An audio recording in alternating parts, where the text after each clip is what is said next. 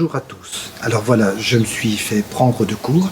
Tout le monde y va de sa petite dédicace, de sa chanson, de ses remerciements au corps médical. Alors moi aussi, je voulais à mon tour leur dire merci. Et pas qu'au corps médical, mais bien sûr à tous les gens qui sont obligés de travailler aujourd'hui. Une formule un petit peu spéciale, puisque nous avons l'occasion de pouvoir interroger une personne qui travaille dans ces conditions, une infirmière, Maude.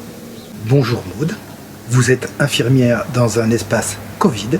Est-ce que vous pourriez déjà nous dire un petit mot par rapport à ça? Oh, vous savez, c'est pas un espace qu'on vide, c'est plutôt un espace qu'on remplit, hein. On connaît tous dans notre entourage des gens qui travaillent dans ce milieu et on leur doit une fière chandelle. Oui, mais ça n'empêche que certains ou certaines sont un peu déjantés.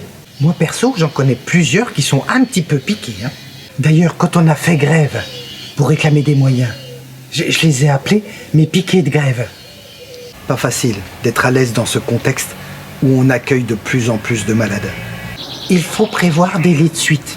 Et surtout arriver à se reposer si on veut pas avoir des corps rompus. Car le corps rappelle à l'ordre, hein. Comme l'a dit une de mes collègues, et il faut que je récupère, que je souffle un peu avant que mon corps ne m'use. Faut dire que la veille, elle était complètement out. Elle l'a dit, hein. J'étais infirmière, j'espère qu'aujourd'hui ça va aller mieux. Et les rapports entre collègues, Maude, ça ne doit pas toujours être facile. Vous pouvez nous en toucher 2 mots? Oh, vous savez, on fait avec, hein. Mais c'est vrai que par moments, les nerfs craquent. Par exemple, dans mon service, j'ai un aide-soignant, il est un petit peu entreprenant, si vous voyez ce que je veux dire. Eh ben, j'ai été obligé de le remettre d'aplomb, hein. Ben oui, pour qu'il puisse s'occuper des patients quand même.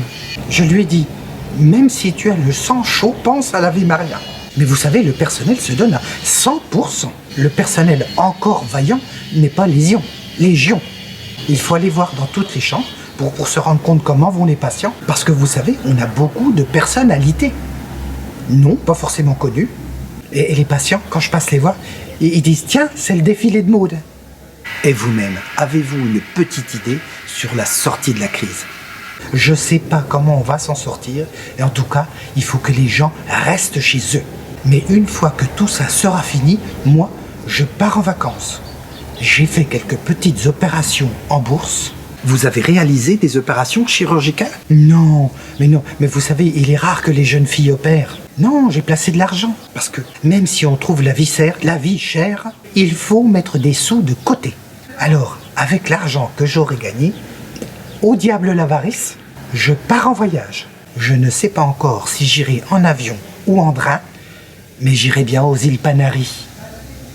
En tout cas, merci et bravo à toutes et à tous. Et j'y associe tous les gens qui sont obligés de travailler dans ces conditions et qui se mettent en danger pour nous. Alors, patience, prenez soin de vous, puis à très bientôt. Oui, prenez soin de vous. Et à bientôt. Au revoir.